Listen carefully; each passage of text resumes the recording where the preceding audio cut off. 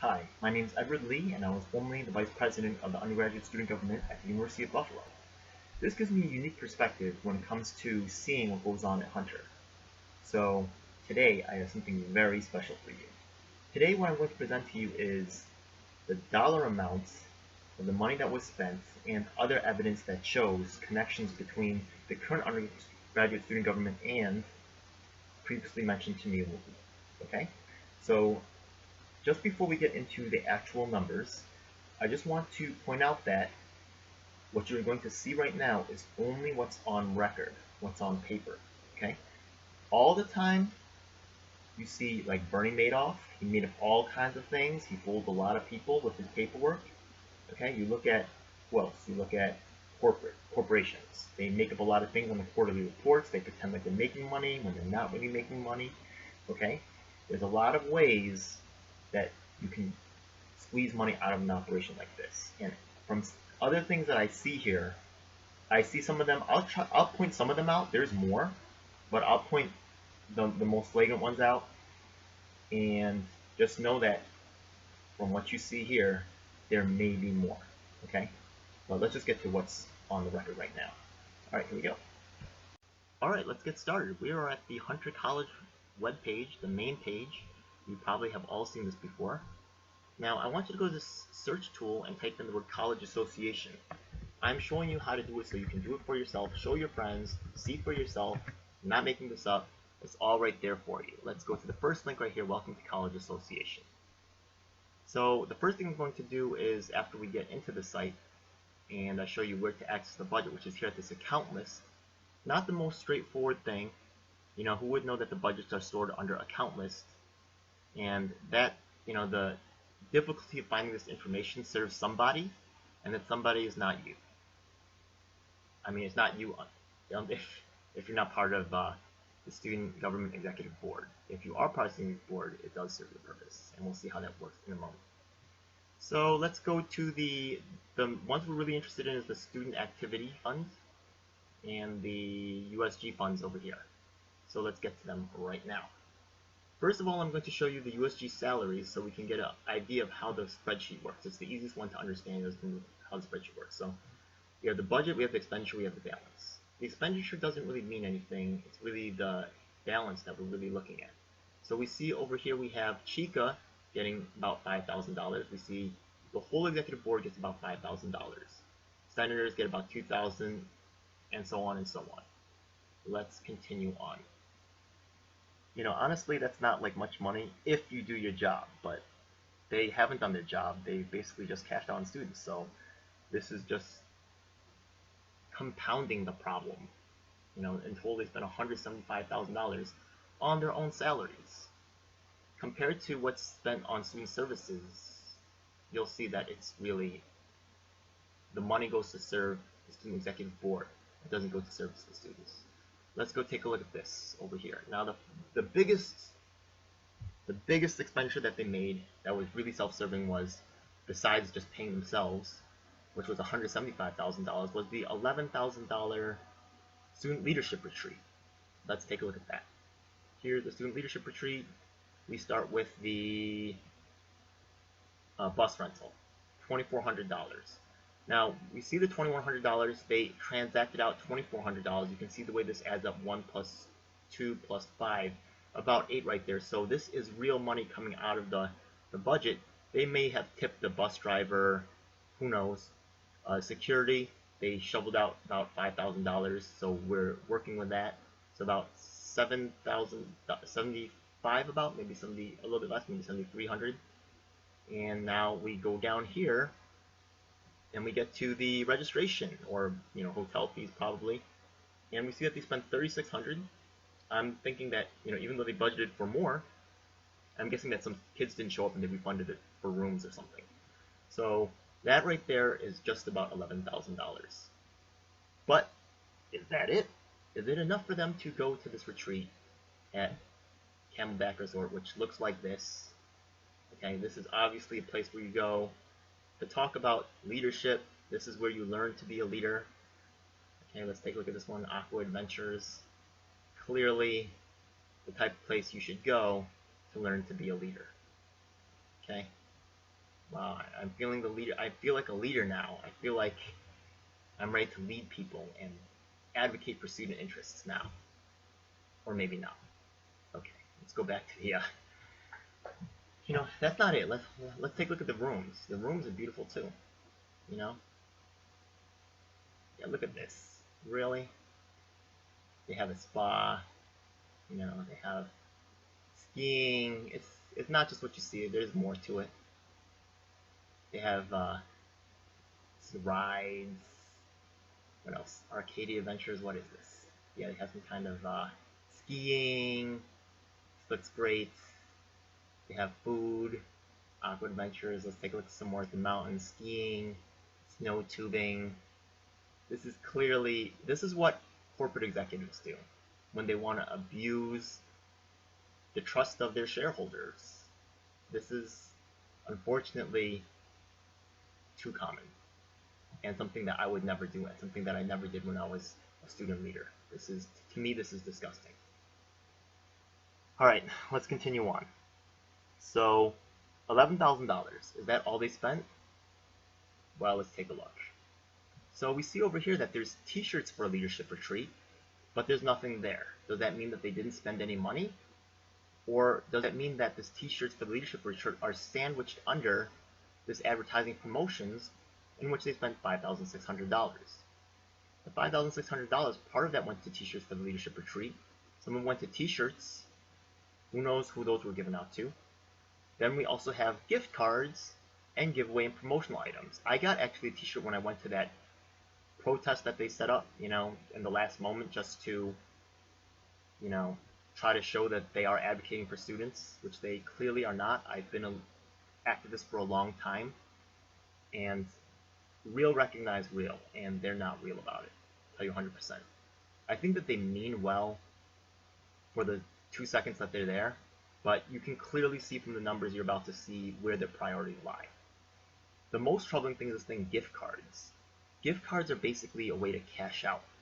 If you give me a gift card for $100, I could spend on whatever I want, right? So it's pretty much as good as cash. This gift card pops up again and again. Let's take a look over here. We see that they had this thing over here. Where's some more of this stuff? Oh, look, they had even more supplies for the leadership retreat. I wonder what kind of supplies they got. Yeah. It could have been anything. It could have been beer. You saw them at the Halloween party, all happy drinking their beer, their Pabst Blue Ribbon, stuff like that. I'm not a hipster. I don't drink that stuff. I drink water. I'm into health and fitness. I like riding it straight. I don't like doing all this crooked stuff. Okay, let's see over here. They also had some kind of Old Bills gift cards for Student Leadership Colloquium. That's another $650. Okay, that's $650 plus possibly, I'm gonna guess they put $5,000 on these gift cards because they could still put $600 into t-shirts and still have a good amount of those giveaways, promotional items. Yeah, whatever. Let's take a look over here. There's also USG Emergency Food and Shelter Program. This was set up during Hurricane Sandy under Ben Johnson about 4 years ago. I wonder why it was never taken off the books. Hurricane Sandy, after that happened, there was no real emergencies, and yet this line still stays around. Let's see what happens with this line. 488. Here we go. You can see that where's all the money been spent? They spent all the money, all right. $3,500 came out. That's all that's budgeted. Well, travel expenses too. They spent money on travel. So where they traveled to, I don't know. But they also spent $3,000 on Visa gift cards and these food vouchers. So another $3,000 in cash cards, possibly another $5,000 right here. I'm gonna guess it's probably about $5,000, and then even more with the Student Leadership Colloquium. So they have they spent a whole lot on these gift cards, maybe even $9,000. That's a lot. That's no joke. Let's move on. Also, we scroll on down and we see that they have MacBooks. $6,000 expenditure. That's probably it looks like they only spent maybe $1,000 this year, or maybe only spent $1,000. So maybe they just had like a service program where they bought 1 or 2 more laptops. and they have power adapters. Now the thing is that USG, or I've been in there multiple times, and advocating for different programs that would help students with, and you should watch these other videos. I'm going to put the links up right here. You'll see that USG doesn't really respond to multiple requests to meet with them. They do not want to see me.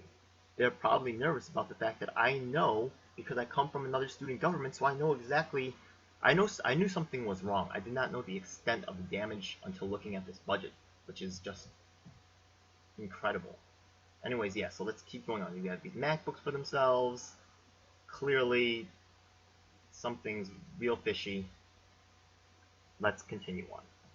We're counting on these students to stand up for us, but what are we getting? I'd really like to see an accounting of where all these cash cards went, but I'm guessing that we'll never ever receive that because USG refuses to address my videos.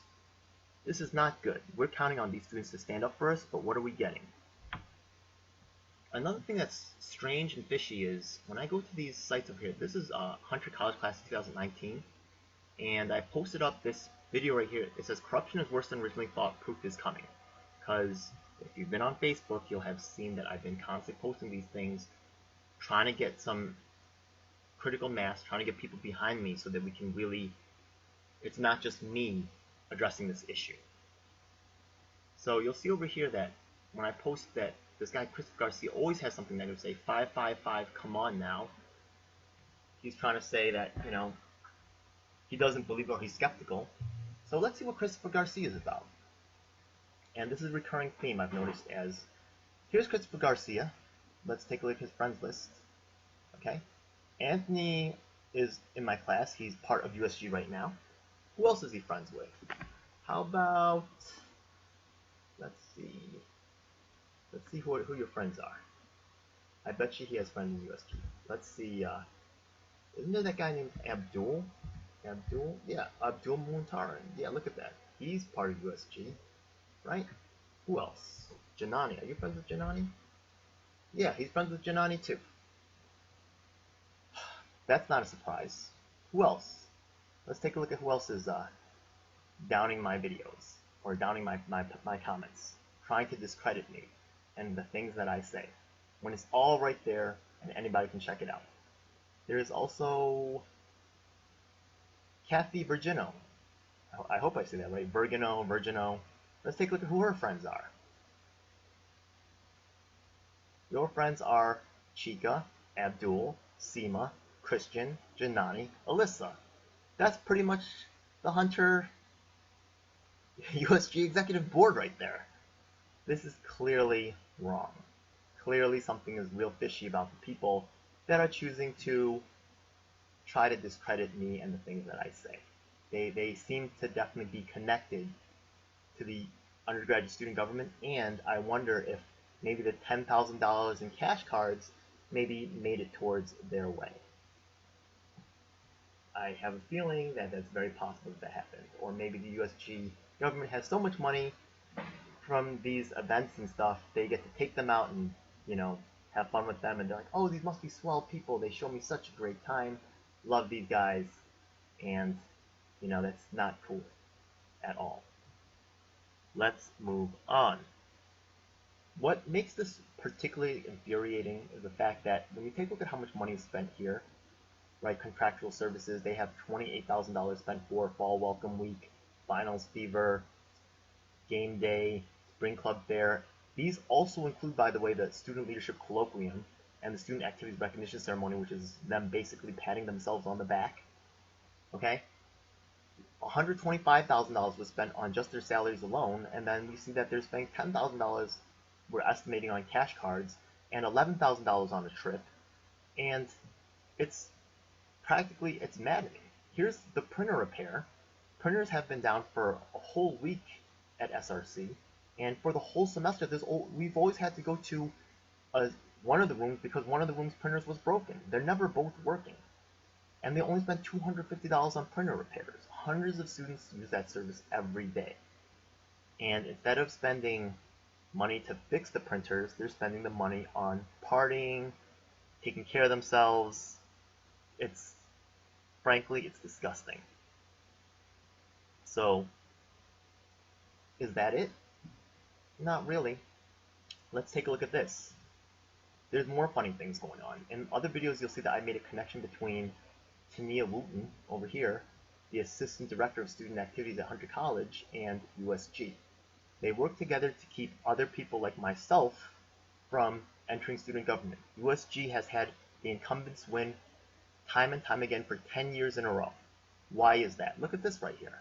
This is interesting. Verizon data plan, $50 per month, times 12 for assistant director. They're basically paying her her cell phone bill. Does USG have an assistant director?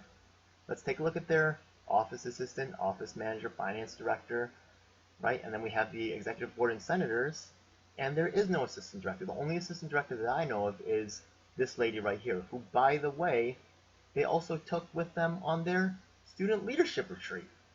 Let's go to that one. Let's take a look at that. Hunter, USG, okay.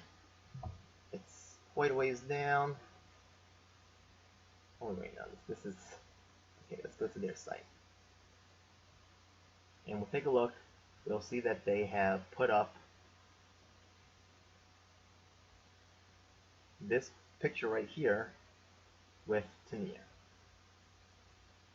And you'll also see, like, on her on the Hunter USG website, like, she's there pouring them alcohol and stuff. It's like,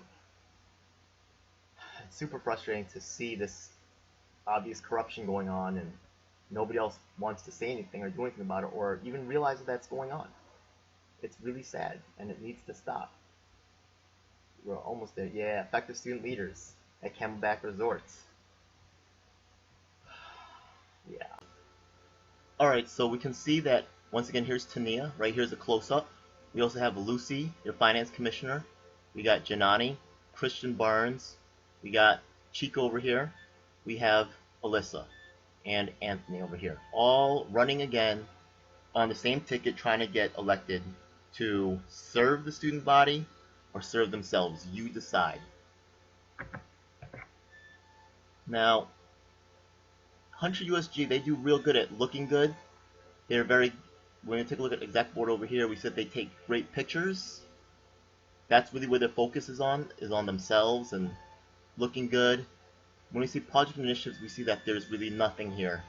There is still, after a week, at least a week, maybe even 2 weeks, they have not put up anything here. And the calendar still has nothing but test events. This is obvious incompetency, and incompetency often is accompanied by corruption. So, you know, the thing is that this group is going to start doing everything they can to discredit me and to make me look like I'm crazy, because it's in their interest. And I think I've shown it clearly in this video how much interest they have in this situation. They're going to promote the idea that I'm an old guy and I shouldn't be part of the process. And even Teneia from the Office of Student Affairs has said this to me directly. And why do you think? Because taking on a strong student leader is disturbing and upsets the current status quo. Many students have never seen a strong student government, so they don't know what they're missing. I've made videos and been outspoken on this issue for years, and I've taken a lot of heat on this. My reputation has been maligned, and my motivation is questioned. I've seen friends distance themselves, scared that, that they themselves would be also maligned, and I've also had friends attacked. And I will put another video up showing my friends being attacked. People that have stood for me or stood by me have, had problems with this particular group. You should know that racism and sexism and homophobia are classic ways that are used to split the power of the people and to keep them under the thumb of those who would put their own personal interests above those of society. A lot of my colleagues, and I'm specifically talking about post-backs, people who are maybe have had student leadership positions before, maybe a little older, who should know better, they made the decision to just ignore the problem, get their degree, and move on. But I ask, what happens when you start making compromises like that? When we look at much of what's wrong with the world today, I believe it's just this mentality that leads to large systemic problems. It is people at corporations who just do their job and are willing to harm the environment, the poor, and other elements that may not be able to defend themselves that end up causing a lot of damage. When I think about who I'm inspired by, I'm inspired by Dr. Martin Luther King, Gandhi, and more recently, Bernie Sanders.